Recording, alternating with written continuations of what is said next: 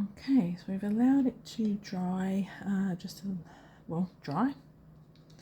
And now, before it gets wet again, I'm actually just going to drop a little bit of water into the branch.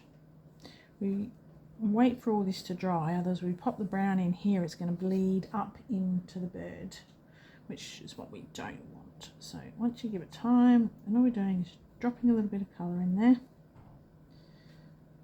just like that. And then don't do any more than that. With you know, you could just leave your little bird like that if you liked. Now that it's dry, we can actually go in and just do a little bit of shaping, a few extra, we might go like this,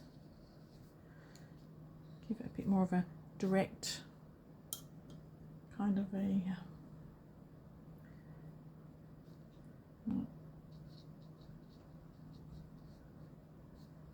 just sort of just touching, just gives it that little bit of a feathery look. Just going in with just a little bit of just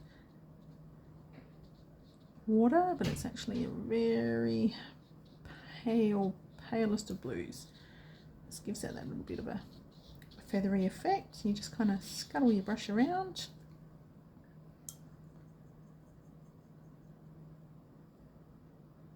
And I'm pretty happy with that actually. Well, when I say happy with it, I think that's where I'm going to finish, because quite often less is more with watercolours. So we'll just add a couple of little bits of shapes there. Yeah, probably a bit hard to see in the camera what's happened just here, but I will take a photo of it obviously a little bit later on. I did forget to get out my black paint though, so I'm just going to grab my palette here and just going to grab a little bit of black paint. We're going to fill in the beak.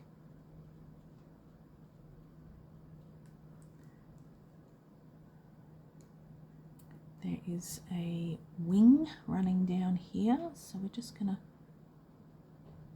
touch that with a little bit of black, just to show the shade of the wing.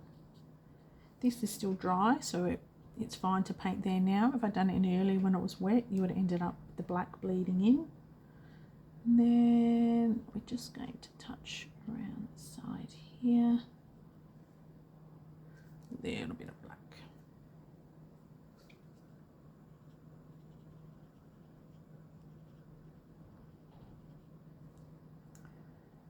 And a little eye.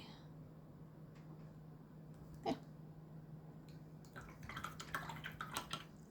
With that being said, we might just pop just a little bit of, no, I'm pretty okay with that. We're going to let that dry, and then once that's dry, I'm just going to use my little ink pen here, and we can then just tidy up a few little edges, maybe put a little line across for the beak. I am going to add a little bit of drops and spatter. I just need to mix up my paint for that, so just bear with me for a moment.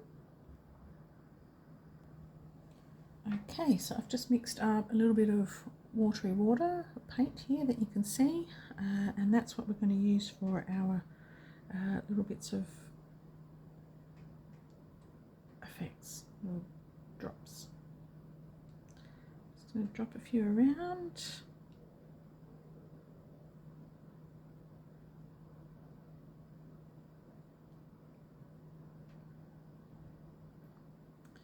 You can also use your water that you've just been washing your paint brush in, because that will be tinted a little bit blue, which is hard to probably see now, but that will create a little bit of a drop. If you want it a little bit darker, just get a little bit of that watery paint and you can just drop it in.